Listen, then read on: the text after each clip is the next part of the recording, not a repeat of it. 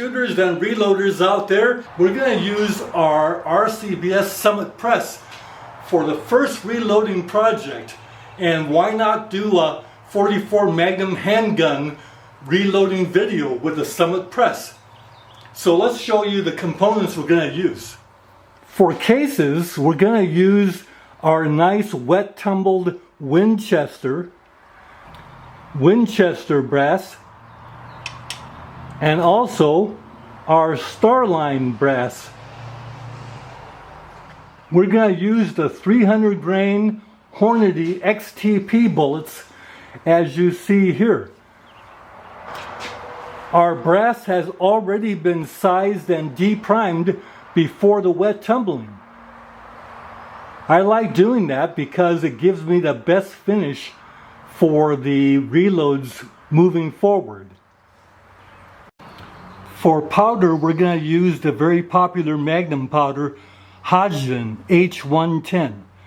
A very good Magnum powder. By the way, the dies we're using are the fine RCBS Cowboy die set. Now, neck flaring is easy, and you notice how much access there is to the case, the shell holder here. If you like, you can go ahead and switch out the Hornady lock and load breech lock system or the Lee breech lock system. The die installation for the neck expansion mouth flaring is pretty straightforward. You go ahead and touch the shell holder and then back it off one turn, lock the die lock ring, and then adjust the stem until you get the amount of neck expansion that you want. Once your setting is done and you've got the die locked down, you can go ahead and confidently get the mouth flare and neck expansion that you want, as you see. So we just go ahead and do all the cases. We're doing about 100 rounds today. Now, priming can easily be accomplished on the Summit Press by using the Lee Ram Prime, as you see here. And when you go ahead and run the Ram Prime, you see it works real well. Put a primer into the cup, case goes in the shell holder, and then you go ahead and bring the die station down, and look at that. What a great feel. The nice thing about the Summit Press is that a downstroke on the handle translates to a downstroke on the die station, and you get the best feel. Much better than priming on the upstroke. And so there you see the nicely seated primer. Doesn't get any better than that. We'll just go ahead and prime them all. Well, since we're using Hornady XTP bullets, let's go ahead and use the Hornady Reloading Handbook. This happens to be the 9th edition. You turn to the 300 grain 44. See? 44. Turn to the 300 grain XTP and you get a good performance with H110 powder. The maximum is 20.1 for 1200 feet per second, but because we're going to go with thrown powder charges and we got a good powder measure that's within 1/10 of a grain, we're going to use 20.0 for our maximum. Since H110 works well with high loading density, we're going to load one load of 19.5 grains, and then we're going to go with 20.0 for our maximum. So we'll have two loads to see which one shoots more accurately. Okay, there's our fine RCBS UPM3 competition powder measure with the H110 powder. And We've adjusted the throw right on 19.5. We're going to load 25 rounds using our Starline brass and see if that shoots accurately. If it does, we might settle on 19.5 grains. But for hunting, we would prefer the 20.0, which is 1/10 below maximum. Let's go ahead and throw 25 cases of 19.5 grains of H110.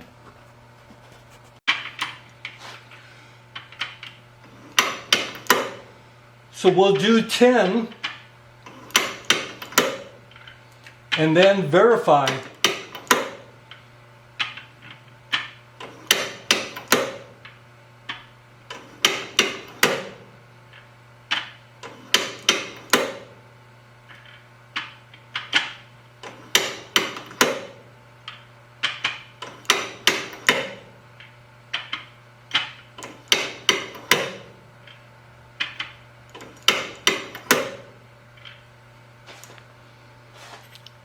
And that looks like high loading density behind that 300 grain XTP bullet.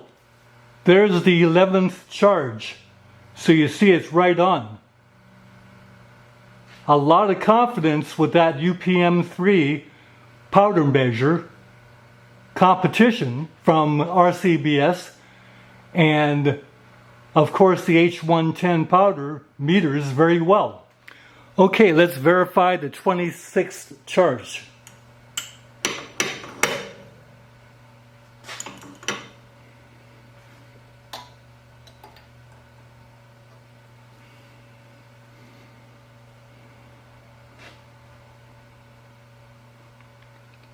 Looks pretty good.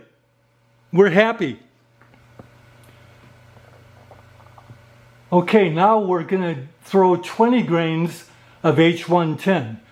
Looks like we have it adjusted for 20 grains. Let's go ahead and do the first 15. Here's the 16th charge.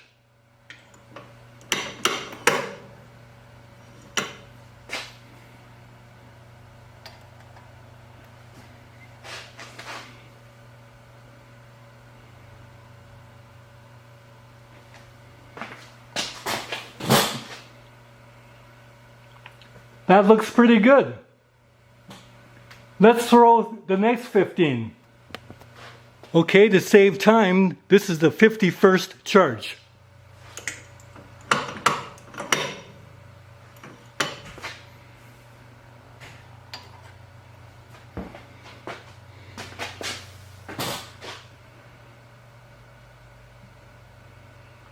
That looks pretty good. We're very happy. Now we'll go ahead and inspect that tray to see the powder levels the same in all of the cases. Well, there are the 19.5 grain H110 loads, and here are the 20.0 with the bullets in the case mouths ready for seating and crimping. So here is our RCBS 44 Magnum cedar die, adjusted not to crimp, and a seating stem brings the bullet right to the cantilure on the case mouth, the top 1/3.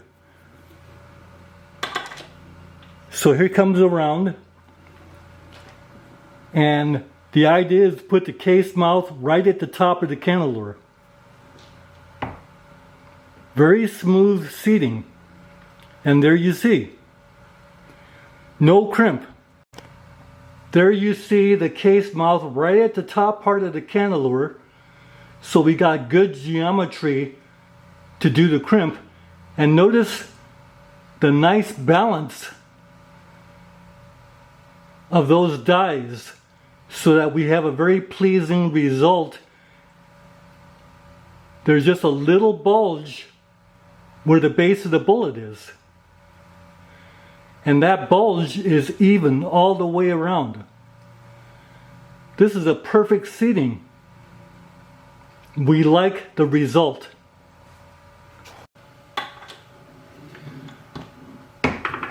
Notice how the Summit press is a very much of a joyful press to use. And by the way, as you've seen in other videos of mine, I like to go ahead and batch a couple of them in my hand and then take advantage of the inline fabrication. The mount here has lots of area for staging your ammo, so that it can go pretty efficiently and smoothly and fairly quickly, as you see. Well, now that I'm using this press to actually do a reloading project, I might recommend the long handle that comes with the press. You don't need to get the short handle because there's really no advantage to it as far as I'm concerned. The short actually has less leverage and you have to do a little more work. With the long handle, you actually have enough weight in the handle that the press almost wants to run itself. Yeah, I think I'll just leave the long handle on the press. We'll go ahead and use the Dillon because I have it to use. And I do like the way this crimps. When you have the crimp die set, you want to use a wrench to just snug that die lock ring down a little bit. Make sure it doesn't move on you. So here you see the crimping. I like to rotate about 60 degrees and hit it again to even out the crimp.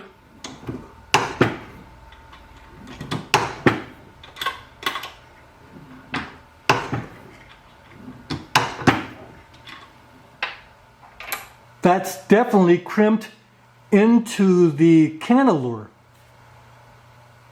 That's very important because you need to have bullet stability. Nothing worse than a heavy kicking magnum load causing the bullets to back out and tie up your revolver cylinder. That could be very bad if the moose gets mad.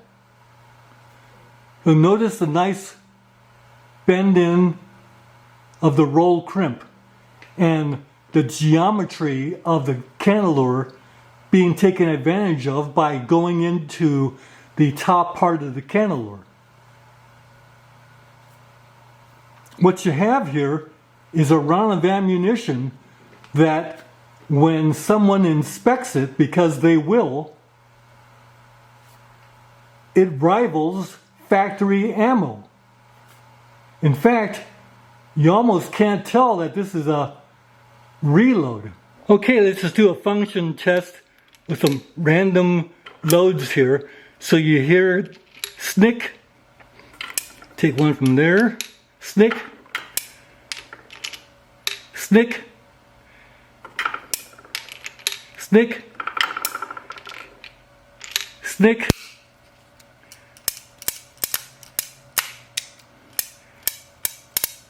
They function.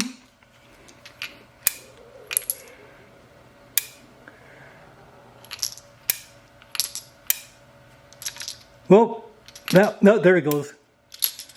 And they all fall out.